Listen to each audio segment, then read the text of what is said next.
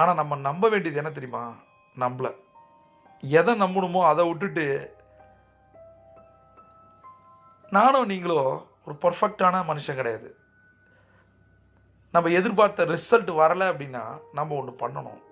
என் குரு சொன்னது தான், நீ சேஞ்ச் பண்ணுறதுக்கு தயாராக இருக்கியா? உன்னை ஒரு புதுசாக ஒரு ஃபார்மேட் பண்ணணும், உனக்குள்ளே இருக்க மைனஸை மாற்றணும், ஒன்றை நான் சேஞ்ச் பண்ணணும், நீ அதுக்கு ரெடியாக இருக்கியா? இதே கேள்வி நான் இப்போ உங்கள்கிட்ட கேட்குறேன். நீங்கள் ரெடியாக இருக்கீங்களா? உங்களுக்கு இலக்குகள் ஒன்று இருக்கா? ஆசைகள் ஒன்று இருக்கா?